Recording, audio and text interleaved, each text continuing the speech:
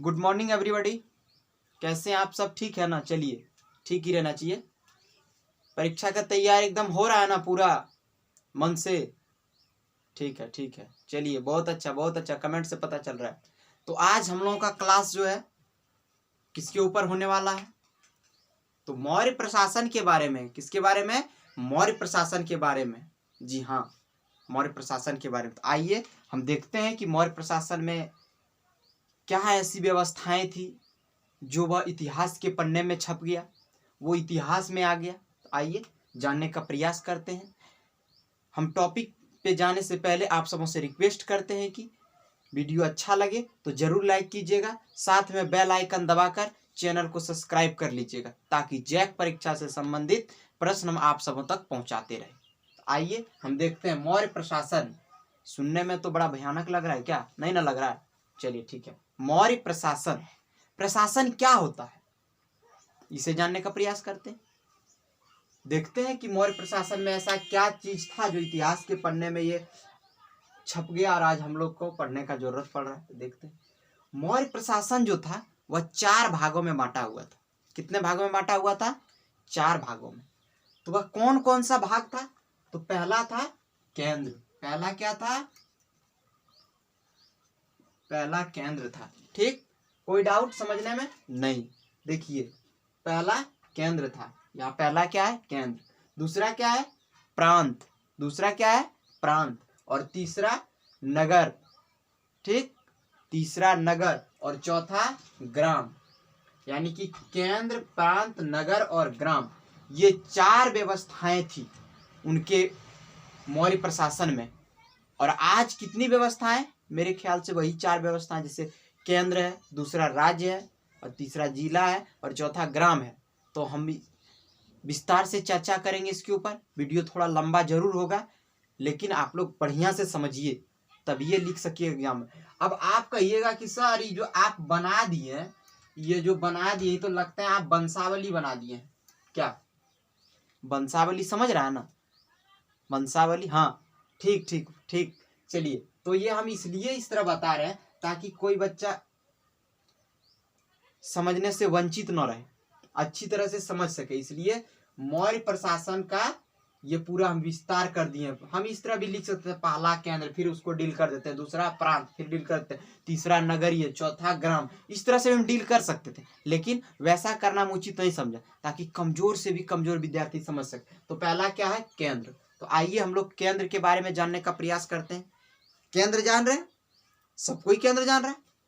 केंद्र मतलब कौन चीज? दिल्ली। चलिए ठीक है, दिल्ली ही समझ लो। समझने के लिए दिल्ली ही समझ लो। ठीक, केंद्र में आज कौन है? कौन बैठते हैं केंद्र में? माननीय प्रधानमंत्री जी। कहाँ के केंद्र में है? ठीक ना? समझ रहे हैं बढ़िया से? तो उसी को केंद्र मतलब ये केंद्र समझ लो, दिल्ली। समझ रहा है ना? हाँ। तो उसी प्रकार से केंद्र यानी केंद्र का मतलब ये है कि हमारे जितने ये प्रांत, नगर और ग्राम, तीनों का फैसला यदि लेता है ना, तो कहाँ जाके लेता है? तो वह केंद्र में लेता है। तो किस प्रकार से केंद्र में लेता है, और हम जब अंदर जाएंगे तो जानने का प्रयास करते हैं। तो पहले केंद्र क्या है, केंद्र में कौन कौन सी कानून होते हैं, कौन कौन सी व्यवस्था होती है, इसे जानने का प्रयास करते हैं। देखते हैं। मौर्य काल का प्रशासन 4 भागों में बांटा हुआ था। यहां तक समझ गए? मौर्य काल का प्रशासन 4 भागों में बांटा हुआ था। ठीक, जिसमें प्रथम केंद्र प्रशासन था। जिसमें प्रथम केंद्र प्रशासन था, यही प्रथम केंद्र प्रशासन था। और दूसरा क्या है? जिसका अर्थ राजा ही सबसे बड़ा अधिकारी होता है। केंद्र का सबसे बड़ा अधिकारी होता है, तो वह कौन होता था? तो राजा होता था। यानी कि केंद्र का सबसे बड़ा अधिकारी है तो अभी माननीय प्रधानमंत्री नरेंद्र मोदी जी हैं, लेकिन उससे भी बड़े हैं। ठीक ना? उससे भी बड़ी सर्वोच्च पद किसको माने जाते हैं? राष्ट्रपति का पद। लेकिन हम केंद्र की बात कर रहे हैं, यहाँ हम मौर्य साम्राज्य की बात कर रहे हैं, तो उसमें सर्वोपरि किसे माना जाता था? तो राजा को माना जाता था। ठीक, सर्वोपरि किसे माना जाता था? राजा को। यानी कि वह चंद्रगुप्त मौर्य हो, बिंदुसार हो, अशोक हो, बृहद्रथ हो। ठीक ना? इनका 4 पुष्टि तो चलवे किया था। ठीक ना? उसके बाद यही 4 मतलब पीढ़ी का इनका नाम आया। पहला था चंद्रगुप्त मौर्य, दूसरा बिंदुसार, तीसरा अशोक, चौथा बृहद्रथ। ठीक ना? चलिए हम आइए देखते हैं। तो सर्वोपरि किसे माना जाता था? राजा को ही सबसे बड़ा अधिकारी होता था। चलिए, प्रांत नगरों ग्रामों के अधिकारियों की नियुक्ति राजा करते थे। देखो, प्रांत की नियुक्ति, ग्राम की नियुक्ति और नगर की नियुक्ति में मतलब अधिकारियों का नियुक्ति जो करता था, तो कौन करता था? वह राजा करता था। ठीक, यहाँ केंद्र में जो बैठता था, मोदी सरकार। कौन करता था? मोदी सरकार समझ लो। चंद्रगुप्त मौर्य समझ में नहीं आता है तो मोदी समझ लो, ठीक ना। मौ से मोदी, मौ से मौर्य, एकदम समझ जाएगा, बढ़िया समझ जाएगा बुतरू, सब होशियार सब तुम लोग है। ठीक, तो प्रांत नगरों ग्रामों के अधिकारियों की नियुक्ति राजा करते थे। ठीक, राजा ये तो हो गया। अब बात आ जाते हैं केंद्र के बाद विदेश की। विदेशी मामला भी तो होता है। जैसे अभी मान लेते हैं इंडिया और पाकिस्तान के साथ युद्ध हो गया, तो कोई कहता है कि झारखंड का मुख्यमंत्री को आके वो युद्ध काहे रोकते हैं, आप लोग कुछ काहे नहीं बोलते हैं? बोलता है? नहीं बोलता। सीधे किसके ऊपर जाता है? प्रधानमंत्री के ऊपर, हमारे देश के राजा के ऊपर। ठीक ना। तो आइए हम देखते हैं, इसमें भी बाहरी आक्रमण होता होगा। राजा के समय में दूसरा राज्य वाला के इसके ऊपर हमला बोलता होगा, ये राज्य उनके ऊपर हमला बोलता होगा। तो आइए देखते हैं, विदेशी मामलों को गुप्तचर व्यवस्था बाहरी आक्रमण से देश की रक्षा करता था। गुप्तचर, ठीक ना, बहुत अच्छा टॉपिक है। तो समझ गए, विदेशी मामला माने एक देश से दूसरे देश का झगड़ा झंझट को संभालना। ठीक ना। तो ये सब प्रांत और नगर और ग्राम पे नहीं आता था, ये सब डायरेक्ट केंद्र पर जाता था, इसके ऊपर, केंद्र के ऊपर। ठीक ना, राजा के ऊपर कि कैसे हो गया, नहीं हो गया। जब पुलवामा हमला हुआ था, देख, अरे मोदी हाय हाय, मोदी हाय हाय, खूब नारा लग रहा था ना। क्यों? क्योंकि हम बदले की आग जल रही थी सबके अंदर, लेकिन बहुत ही सावधानी तरीके से पाकिस्तानियों को धूल चटा दिया। कौन? अभिनंदन सर धूल चटा के आ गया पाकिस्तान से। क्या सही बात है ना? हाँ, तो चलिए हम आइए इसके ऊपर देखते हैं। तो विदेशी मामलों को गुप्तचर व्यवस्था बाह्य आक्रमण से देश की रक्षा करता था। गुप्तचर समझ रहे हैं ना, आजकल उसको हम लोग क्या बोलते हैं? राजदूत। राजदूत गाड़ी नहीं समझ लेना, ठीक ना, वो होता है। पाकिस्तान के राजदूत हमारे देश में होंगे, हमारे देश के राजदूत पाकिस्तान में होंगे, चीन में होंगे, अमेरिका में होंगे। ठीक ना, इस तरह से, ताकि खुफिया एजेंसी जिसे बोला जाता है, बोलता है ना, खुफिया एजेंसी। तो ठीक उसी प्रकार से उस समय उसे क्या गुप्तचर कहा जाता था। ठीक ना, ताकि हमारे देश के खिलाफ कुछ उल्टा पुल्टा षड्यंत्र तो नहीं ना रच रहा है पाकिस्तानिया है। पाकिस्तानी इमरान खान हमारे देश के प्रति कुछ गलत मतलब षड्यंत्र नहीं रच रहा है, कहीं ये वो करने का चक्कर में फिर नहीं है। क्या औकात है पाकिस्तानी का, जो भारत जैसे देश को हिला सकता है? कभियो नहीं हिला सकता है। ठीक ना, तो उसी तरह गुप्तचर होता था। ठीक, यहाँ तक समझने में कोई दिक्कत नहीं। अब देखते हैं क्या होता है। बाह्य आक्रमण से देश की रक्षा करता था। ठीक ना, इसको सलाह देने के लिए मंत्री परिषद होते थे। ठीक ना, इसको कौन भेजता था वहां? तो मंत्री परिषद वगैरह, केंद्र में बहुत प्रकार के मंत्री। चलिए आप बाहरी आक्रमण को संभालिए, आप राज्य का व्यवस्था को देखिए। ठीक ना, आप जो है ना ये व्यवस्था देखिए, वो व्यवस्था, इस तरह से सबका विभाग बांटा हुआ। जैसे सिंचाई का क्षेत्र में अलग है, कृषि क्षेत्र में अलग है, शिक्षा क्षेत्र में अलग है, राजनीतिक क्षेत्र में अलग है, इस तरह से परिवहन क्षेत्र में अलग है, पर्यावरण क्षेत्र में अलग है। इस तरह से सबका मतलब ये कौन करता था? तो वो मंत्री करता था। मंत्री परिषद होते, जिसका प्रधान अमात्य होता था। ठीक ना, जिसका प्रधान अमात्य होता था। मौर्य साम्राज्य में मंत्री परिषद को तीर्थ भी कहा जाता था। मौर्य साम्राज्य में मंत्री परिषद को तीर्थ भी कहा जाता था। ठीक, ये ऑब्जेक्टिव क्वेश्चन आ सकता है। अब हम अगला देखते हैं, प्रांत क्या है। अगला देखते हैं, अगला क्या है? प्रांत। केंद्र तक समझ लिए बहुत अच्छी तरह से। समझने में कोई डाउट है तो तुरंत कमेंट करो। चलिए, किसी को डाउट नहीं। चलिए, केंद्र कंप्लीट हो चुका है। अब देखते हैं प्रांत। ये प्रांत है क्या? प्रांत राज्य समझ लो। प्रांत किसको समझ लो? राज्य को। तो देखते हैं मौर्य काल के समय में राज्य की क्या व्यवस्था है। देखो, प्रांतीय शासन व्यवस्था हम देख रहे हैं। ठीक, यानी कि राज्य की शासन व्यवस्था। केंद्र माने दिल्ली हम समझ लिए, राज्य मतलब समझ लो झारखंड, बिहार, उत्तर प्रदेश, कुछ भी समझ लो ना, समझना है ना बस। तो देखिए, प्रांतीय शासन व्यवस्था, मौर्य साम्राज्य। ठीक, मौर्य साम्राज्य ढंग से समझो। मौर्य साम्राज्य अशोक के समय तक, मौर्य साम्राज्य अशोक के समय तक 5 प्रांतों में बांटा गया था। मौर्य साम्राज्य जो है ना अशोक के समय तक, यानी कि चंद्रगुप्त मौर्य के पोता अशोक के समय तक 5 प्रांतों में बांटा गया था। 5 प्रांतों में। जैसे आज हमारा भारत जो है ना 29 प्रांतों में बटा हुआ है, 29 राज्यों में बटा हुआ है। तो उस समय अशोक के समय तक, चंद्रगुप्त मौर्य से लेकर के अशोक के समय तक वह 5 भागों में ही बंटा हुआ था। ठीक, यहाँ तक समझने में कोई डाउट? चलिए अगला देखते हैं, कितने भाग बंटा था? 5 भाग। प्रांतों का शासन राजकुमार के हाथों में होता था। प्रांतों का शासन राजकुमार के हाथों में होता था। ठीक उसी प्रकार वही सिस्टम अभी भी चलता हुआ है, राज्य का शासन मुख्यमंत्री के हाथों में होता है। ठीक ना, अब हो गया मुख्यमंत्री, पहले होता था राजकुमार। ठीक, तो वो किनके हाथों में होता था? तो राजकुमार के हाथों में होता था। चलिए हम अगला देखते हैं। राजकुमार को सलाह देने के लिए अमात्य होते थे। राजकुमार को सलाह देने के लिए अमात्य होते हैं, जैसे अभी हमारे क्या बोलते हैं, मंत्री वगैरह को मतलब सलाह देने के लिए बहुत विख्यात पढ़े लिखे आईपीएस ऑफिसर होते हैं। ठीक ना, बहुत ही जानकार व्यक्ति सब होते हैं। ठीक ना, आईपीएस ऑफिसर हो गए, बड़े बड़े कॉलेज के प्रोफेसर हो गए, बड़े बड़े कोर्ट के जज हो गए, ये सब उनके मतलब अभी ये उन लोगों को मतलब मुख्यमंत्री को, ठीक ना, सलाह देते हैं कि सर आप अपने क्षेत्र में इस तरह काम कीजिए, इस तरह कीजिए। ठीक ना, बड़े बड़े नेता होते हैं उनके मतलब इर्द गिर्द में बताने के लिए। लेकिन उस समय कौन होते थे? अमात्य होते थे कि राजकुमार साहब आप इस तरह से ये काम कीजिए, आपके लिए अच्छा होगा। चलिए हम अगला देखते हैं। अमात्य होते थे, ये प्रांत राजा को कर देते थे। सिस्टम वही है, अभी भी हम लोग कर देते हैं। ठीक ना, कितना हमारे झारखंड राज्य में कोयला मतलब खनिज पदार्थ का बिक्री हुआ, इतना हुआ। चलिए इतना परसेंट किसको जा रहा है? जीएसटी के तौर पर सरकार के पास जा रहा है। ठीक, केंद्र को जा रहा है, उस समय से ही चलता आ रहा है। अगला देखते, कर देते और उनके नियंत्रण में रहते थे। और जो है ना, उनके नियंत्रण में रहते थे। अब नियंत्रण में कैसे रहते हैं?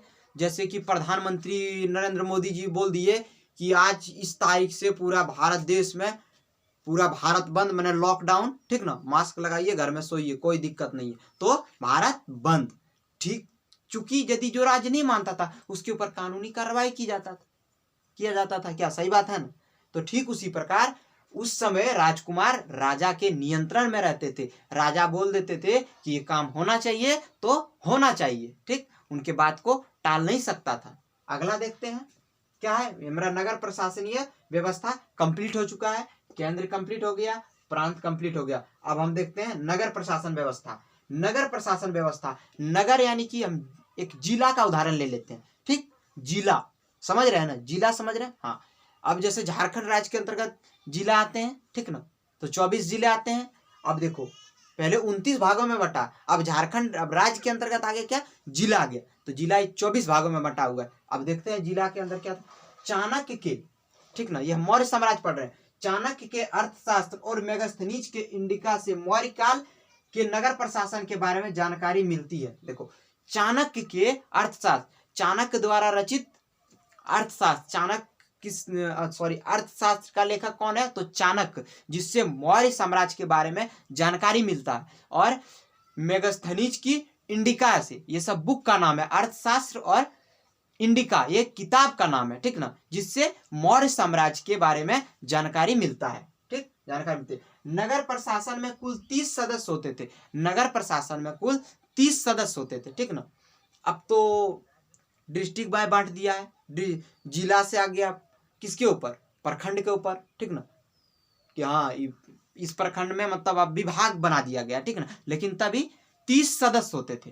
कितने सदस्य होते थे? बहुत महत्वपूर्ण प्रश्न है। यदि पूछ दे कि मौर्य साम्राज्य के नगर प्रशासन में सदस्यों की संख्या कितनी होती थी, तो वह 30 होते थे। ठीक, 30 होते थे, जिसमें 6 समितियां होती थी, जिसमें मुख्य 6 समिति होते थे। ठीक ना, 6 समिति। आजकल तो कितना समिति बन गया। ठीक ना, अब समिति वार्ड मुखिया समिति ने समिति। ठीक ना, तो जिसमें 6 समिति होते थे और प्रत्येक में 5-5 सदस्य होते थे। और प्रत्येक में 5-5 सदस्य होते थे। ठीक, प्रत्येक में कितने सदस्य होते थे? 5-5 सदस्य होते थे। पहला के देखो, नगर प्रशासन में कुल कितने सदस्य होते थे? 30, और 30 में से 6-6 की समितियां बनती थी। उसके बाद प्रत्येक में 5-5 सदस्य होते थे। तो हम अब नगर प्रशासन भी समझ चुके हैं। अब अगला बचा है ग्राम। अगला क्या बचा है? ग्राम बचा है। आइए हम देखते हैं अब ग्राम क्या है। मेरा ग्राम क्या है देखते हैं हम ग्राम, कि ग्राम से क्या होता है। केंद्र हो गया, प्रांत हो गया, नगर हो गया, अब ग्राम बचा है। ग्राम समझ रहा है ना, यानी कि गांव। ठीक, गांव क्या देखते हैं। ग्राम प्रशासन क्या होता है? गांव का मुखिया ग्रामीण या गांव का मुखिया ग्रामक या ग्रामीण होता था। गांव का मुखिया ग्रामक या ग्रामीण होता था, यानी कि उस गांव से ही कोई एक मुखिया होता था, ठीक ना। और इस मुखिया का कुछ बड़ा काम था नहीं मौर्य प्रशासन के समय में, ठीक ना। इसका कार्य कर लेकर प्रांत को भेजना था। यह ग्राम से मतलब ये कर लेता, किनसे कर लेता था? किसानों से। हाँ, इस आपका जमीन पर इतना ये उपज हुआ तो इसमें से इतना हमको चाहिए, ठीक ना। हमको इतना चाहिए जो हम अपना प्रांत को भेज सके। जी हाँ, यही प्रांत को भेज सके, हम प्रांत को भेजना है, बस यही, बस इतना ही कार्य था ग्राम प्रशासन का। लेकिन अब बहुत बदल चुका है। मौर्य साम्राज्य का ये ग्राम व्यवस्था नहीं चला। उनका केंद्र व्यवस्था चल गया, प्रांत व्यवस्था चल गया, नगर व्यवस्था और ग्राम व्यवस्था नहीं चला। क्या सही बात है ना? नहीं चला। ये दोनों चीज चला और ये चीज नहीं चला, यानी कि केंद्र और प्रांत चला, नगर और ग्राम नहीं चला। क्यों नहीं चला? क्योंकि जनसंख्या बढ़ा, इस कारण से, ठीक ना। हम जरा ग्राम पे अपने ही गांव का अवलोकन कर लेते हैं, अपने गांव के ऊपर फोकस थोड़ा डालते हैं, क्यों नहीं चला। क्योंकि अब सिस्टम क्या कर दिया गया है, नगर के लिए जिला परिषद, ठीक ना। जिला परिषद आप लोग बहुत ही अच्छी तरह से समझ सकते हैं, ठीक ना। जिला परिषद, जिला के बाद ग्राम की बात हो रही ना, तो हम पंचायत पे आ जाते हैं। मुखिया, उसके बाद पंचायत समिति, उसके बाद वार्ड परिषद, ठीक। देख, अब गांव के लिए सब मुखिया किसको बना दिया गया है? तो वार्ड परिषद को बना दिया गया। किसको बना दिया गया है? तो वार्ड को। किसको बना दिया गया है? यही वार्ड को। वार्ड समझ रहे हैं ना? जी हाँ, वार्ड को बना दिया गया है। हाँ, फलना नंबर वार्ड में आप इतना इतना नंबर में आप हैं। चलिए, हमारा यदि गांव में कोई समस्या होता है तो हम सबसे पहले किसके पास जाएंगे? अपने ग्राम प्रशासन हमारे कौन है? तो यही वार्ड साहब है। तो हम यही वार्ड साहब के पास जाएंगे कि सर देखिए, इस तरह हमारा ये चापाकल खराब हो गया, पानी पीने में बहुत दिक्कत होता है, सर कुआं मरम्मत करा दीजिए, बहुत दिक्कत होता है सिंचाई वगैरह करने में। तो यदि उनसे भी संभव नहीं होता है तो कहाँ जाते हैं? पंचायत समिति के पास। और पंचायत समिति से मतलब ये नहीं होता है समस्या का समाधान, तो किसके पास जाते हैं? मुखिया जी के पास। समझ सकते हैं, मुखिया जी के पास। मुखिया जी तो प्रॉब्लम सॉल्व करना ही है, ठीक ना। लेकिन एक दिन एक बहुत ही इंटरेस्टिंग वीडियो बनाएंगे सिर्फ मुखिया जी के लिए, ठीक ना। सिर्फ मुखिया जी के लिए बनाएंगे वीडियो कि आखिर में 2000 रुपये मंथली, वो उन्हें मंथली नहीं देता है, वो गांव में मतलब जाके देख सके, यानी कि पेट्रोल खर्चा समझ लो ना, गाड़ी से जाएगा ना, आजकल तो एकदम स्टैंडर्ड हो गया, बाइक से चलेगा, तो उसका मतलब महीना में 2000 का पेट्रोल जले। इस कारण से मुखिया को दिया जाता है 2000 रुपया महीना में, कि वो देख सके ग्रामीणों का प्रॉब्लम।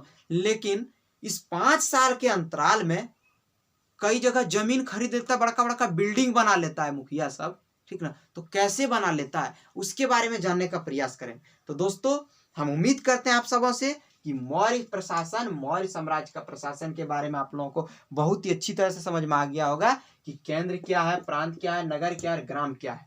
समझ में आ गया तो फटाफट कमेंट करें। चलिए, बहुत अच्छा, धन्यवाद आप सबों का, बहुत बहुत धन्यवाद। इस तरह आप लोग मेरे साथ बने रहिए, बेल आइकन दबाकर चैनल को सब्सक्राइब कीजिए, अपने दोस्तों तक ये वीडियो पहुंचाइए, ठीक ना। वीडियो को लाइक कीजिए और हमें मोटिवेट रहने तक, ताकि मोटिवेट रहे। आप लोग जितना लाइक और सब्सक्राइब कीजिएगा उतना मोटिवेट रहेंगे, उतना खुशमिजाज से हम पढ़ा सकेंगे आप लोगों को, आप लोगों का हेल्प कर सकेंगे। तो दोस्तों, धन्यवाद, हम लेते हैं अब विदा।